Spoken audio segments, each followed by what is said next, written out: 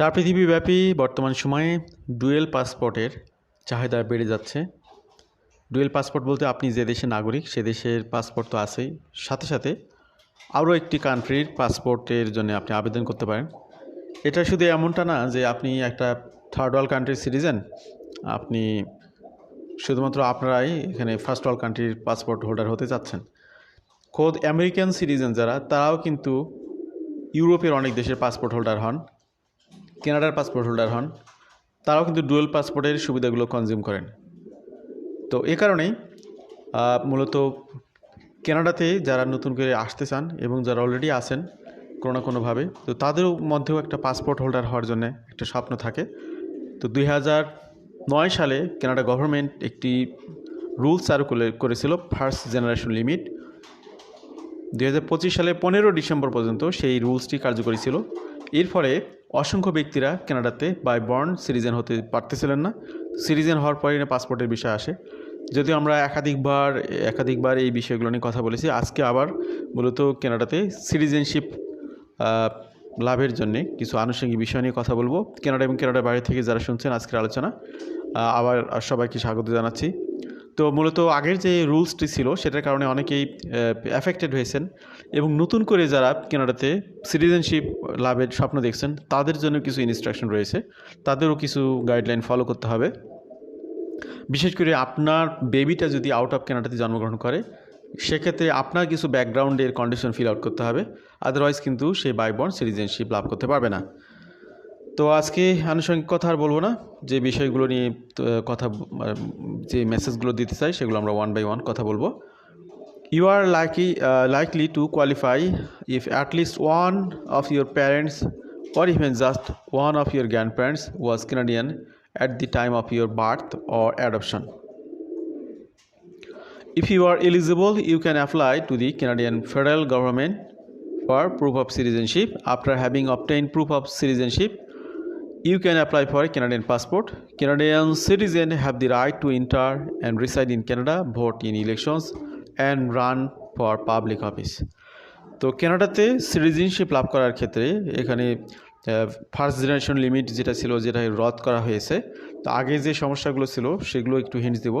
তো এখন আপনার জন্মের সময় আপনার যদি বাবা মা অথবা দাদা দাদি নানা নানি কেউ একজন কানাডার সিটিজেন হয়ে থাকেন, তাহলে সেটার থ্রুতে আপনি বাই বর্ন সিটিজেনশিপ লাভ করতে পারবেন। তো আগে যারা ফার্স্ট জেনারেশন লিমিটের কারণে এই বাই বর্ন সিটিজেনশিপগুলো লাভ করতে পারেনি, তারাও এখন আবেদন করে নতুন করে সিটিজেনশিপ লাভ করতে পারবেন। এবং কানাডার সিটিজেন হলে কী কী সুবিধা সেটা তো আপনারা জানেন। Citizenship changes, The changes to Canada's Citizenship Act in Bill C-3 impact eligibility for citizenship by descent. In contrast to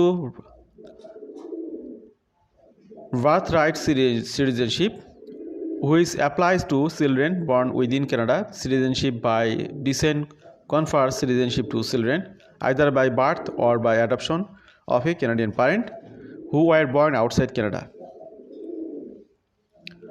From April 17, 2009 through to December 14, 2025, this is Citizenship Act limited citizenship by descent to the first generation in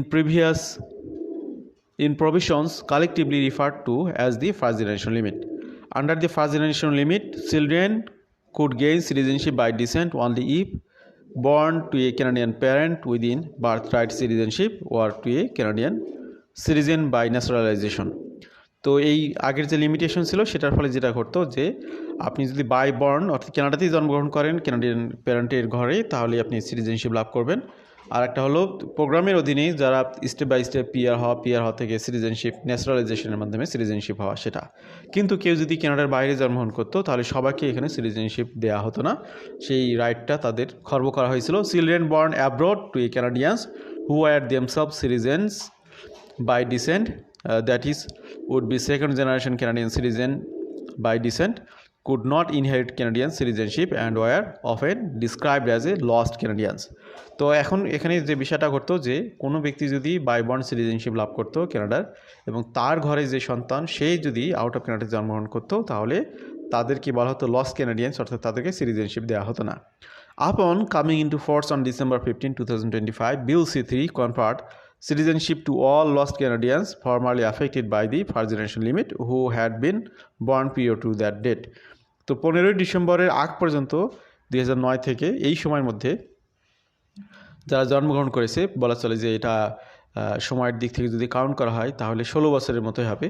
এই সময়ের মধ্যে যারা কানাডাতে এতদিন ধরে আপনার lost ক্যানাডিয়ানস হিসেবে বিবেচিত হয়েছেন বা যারা ফার্স্ট জেনারেশন লিমিটের কারণে সিটিজেনশিপ লাভ করতে পারেনি, তারা এখন নতুন নিয়মের কারণে সেটার রেফারেন্সে সিটিজেনশিপের জন্য প্রথমে তারা সিটিজেনশিপের জন্য আবেদন করবেন। সিটিজেনশিপ হয়ে গেলে লাভ করলে সিটিজেনশিপ সার্টিফিকেট নেবেন, তারপরে তারা পাসপোর্টের জন্য আবেদন করবেন। তো 15ই ডিসেম্বর 2025 থেকে কানাডা এখানে নতুন একটা লেজ লাগিয়ে দিয়েছে নিয়মের মধ্যে, সেটা একটু আমরা দেখব। Moving forward for children born on or after December 15, 2025, the new legislation will allow children of citizens by descent to gain citizenship by descent, provided that their Canadian parent meets a substantial connection to Canada test, defined as having spent at least 1,095 days in Canada prior to the birth or adoption of the child. তো এখানে আগের যে first generation limit ছিল সেটাকে রদ করে আগের সবাইকে সুযোগ দেওয়া হচ্ছে, কিন্তু নতুন করে এখন যারা আউট অফ কানাডাতে জন্মগ্রহণ করবেন তাদের প্যারেন্টের জন্য একটা ক্লোজ এখানে যুক্ত করা হয়েছে, সেটা হলো সাবস্টেন্সিয়াল কানেকশন টু কানাডা। অর্থাৎ যে বেবিরা কানাডার বাইরে জন্মগ্রহণ করতেছে তাদের বাবা মা যদি কানাডার সিটিজেন হন, ওকে হতেই পারেন, কিন্তু সিটিজেন হিসেবে তাদের কমপক্ষে 1095 দিন কানাডাতে থাকতে হবে, সেটা এখানে বলা হচ্ছে। তো যারা 1095 দিন না থেকেই কানাডা সিটিজেন হয়েছেন বা অথবা দেখা গেল যে যাদের এখনও সিটিজেন হিসেবে যাদের 1095 দিন পূরণ হয়নি, তাদের বেবি যদি জন্মগ্রহণ করে তাহলে তাদেরকে কানাডার মধ্যেই তাদের জন্মের ব্যবস্থাটা করা উচিত। তা না হলে তারা কিন্তু আবার এই লস ক্যানাডিয়ানের মধ্যে পড়ে যাবেন। নতুন করে যে ক্লোজটা ট্যাগ করা হয়েছে এটা কিন্তু তাদের ক্ষেত্রে অ্যাপ্লিকেবল হবে। Applying for proof of citizenship, most individuals will need to apply for proof of citizenship online. In submitting their application, they will need to include documentation providing that they qualify and pay the $75 Canadian application fee. As the time of writing, the processing time for proof of citizenship application is 9 months. তো এখন 9 মাস processing time, আর এখানে $75 pay করতে হবে citizenship অ্যাপ্লিকেশনের জন্য, proof of সিটিজেনশিপের জন্য। Global demand for second passport is surging, how Canada's could open the door. তো শুরুতেই বলেছিলাম যে বর্তমানে গ্লোবাল সিটিজেনশিপের ক্ষেত্রে কানাডার অবস্থানটা অবশ্যই অনেক ডিমান্ডেবল এবং ওয়ার্ল্ড ওয়াইড ডুয়াল সিটিজেনশিপের অ্যাপ্লিকেশনগুলো খুবই চাঙ্গা, বিশেষ করে যে সমস্ত দেশ এগুলো অ্যালাউ করে তাদের প্রতি মানুষের একটা ঝোঁক বেশি, যে কারণ হচ্ছে এই সমস্ত কান্ট্রিতে সিটিজেনশিপ লাভ করলে আপনার নিজের দেশের সিটিজেনশিপ ত্যাগ করতে হয় না। তো এই ক্ষেত্রে কানাডা ফ্লেক্সিবল, এই কারণে অনেকেই কানাডার সিটিজেন হতে চান এবং এক্ষেত্রে যে বিলগুলো কারেকশন করা হলো সেটাও অনেকের জন্য সিটিজেনশিপ লাভ করার দুয়ারটা উন্মুক্ত করে দেবে। As travel rules continue to shift and global uncertainty grows, more people are turning to second citizenship as a source of long-term security. Even celebrities such as George Clooney and Rosa Donnell have acquired or asking to acquire dual citizenship, French citizen for the former and Irish for the latter. Amid the global demand for second passport, Canada has recently passed a new law making more individuals eligible for Canadian passport. তো এই first generation limit নিয়ে তো আমরা already কথা বলেছি। Applying for a proof of citizenship, তো কানাডার proof of সিটিজেনশিপের জন্য কী কী বিষয়? If you believe you are a Canadian citizen due to the passing of Bill C-3 and wish to obtain a proof of citizenship certificate, you will need to apply for one with Immigration Revision Citizenship Canada (IRCC). Most individuals must do so online, though paper applications are available for certain individuals. If you apply for proof of citizenship and your application is successful, you will be granted a citizenship certificate, which you can then use to apply for Canadian passport immediately. If you are applying within Canada, you can get Canadian passport in as little as 10 business days, provided you apply for one in person at a Service Canada center. তো সিটিজেনশিপের অ্যাপ্লিকেশনটা নিয়ে আবার কথা বললাম আমরা। Does Canada allow dual citizenship? তো পৃথিবীর অনেক কান্ট্রি যেমন সিঙ্গাপুর, মালয়েশিয়া, তারপরে এখানে আপনার এশিয়ান অনেকগুলো কান্ট্রি যেগুলো খুবই রিনাউন্ড, ইভেন ইন্ডিয়া, তারা কিন্তু ডুয়াল সিটিজেনশিপ অ্যালাউ করে না। তো এখানে সিটিজেনশিপ লাভ করতে গেলে যে বিষয়টি হয় যে আপনি যদি সিঙ্গাপুরের সিটিজেন হতে চান তাহলে আপনার বাংলাদেশি সিটিজেনশিপ আপনাকে ত্যাগ করতে হবে ঘোষণা দিয়ে আইনগতভাবে, দেন আপনি সিঙ্গাপুরের সিটিজেনশিপ লাভ করতে পারবেন। আপনি যদি কানাডার সিটিজেন হতে চান ইন্ডিয়া থেকে, তাহলে ইন্ডিয়ার রুলস অনুযায়ী ইন্ডিয়া থেকে আপনার সিটিজেনশিপ লিভ নিয়ে তারপরে কানাডাতে সিটিজেন হতে হবে। কানাডা গভর্নমেন্টের সমস্যা নেই, কিন্তু India government dual citizenship allow করে না। তো এইরকম রিসিপ্রোকাল সমস্যা আছে, কিন্তু কানাডাতে এই সমস্যাটা নেই। কানাডাতে তারা ইভেন ট্রিপল সিটিজেন পর্যন্ত তারা অ্যালাউ করে, dual and multiple citizenship, meaning you can become a Canadian citizen without being required by Canada to give up your other nationality. However, not all countries allow dual citizenship.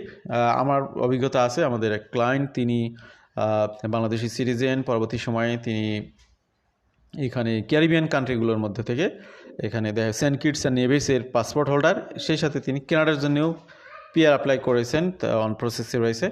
তো এই তার মানে তার 3টা দেশের সিটিজেনশিপ হয়ে যাবে এবং এক্ষেত্রে কানাডার কোনো সমস্যা নেই। Whether you can keep your original citizenship after becoming Canadian depends on the law in your other country of citizenship. For example, China does not recognize dual nationality and India does not allow Indian citizenship to be held at the same time as a foreign citizenship. So nationals of those countries may be required to give up their original citizenship when they naturalize elsewhere. তো পৃথিবীর 2টা giant country China এবং India, তারা কিন্তু dual citizenship allow করতেছে না। The United States allow Americans to hold another citizenship including Canadian citizenship, so US nationals can become Canadian without automatically losing their US status. All foreign nationals should check the rules of their original citizenship country before applying for a dual Canadian citizenship. তো এই বিষয়টি খেয়াল করবেন যে আপনার দেশের rules কী সেটাও মেনে চলার চেষ্টা করবেন। তো বাংলাদেশের জন্য রুলসটা শিথিল রয়েছে, তবে বাংলাদেশে কেউ যদি এখানে প্রাইম মিনিস্টার হতে চান কিংবা মন্ত্রী হতে চান বা এমপি হতে চান তাহলে কিন্তু তাদের অন্য দেশের সিটিজেনশিপ ত্যাগ করতে হয় বা ত্যাগের জন্য আবেদন করতে হয়। What are the benefit of having a Canadian passport? তো কানাডা পৃথিবীর টপ র্যাঙ্ক কান্ট্রিগুলোর মধ্যে অন্যতম। বর্তমানে এটা স্ট্রংগেস্ট পাসপোর্ট ওয়ার্ল্ড ওয়াইড। এখন কানাডিয়ান পাসপোর্ট নিয়ে আপনি ভিসা ফ্রি ট্রাভেল করতে পারবেন 181টি কান্ট্রিতে। There are many other perks of having a Canadian passport, from having the right to vote in elections and run for office to the ability to freely enter, work and live in Canada without any restrictions. তো এই হলো অবস্থা। আজকে আমরা চেষ্টা করলাম কানাডার citizenship নিয়ে অনেকগুলো তথ্য দিয়ে আপনাদেরকে সহযোগিতা করার। আশা করছি অনেকেই তথ্যগুলো জেনে উপকৃত হবেন। ভালো থাকবেন সবাই, আল্লাহ হাফেজ, সালামু আলাইকুম।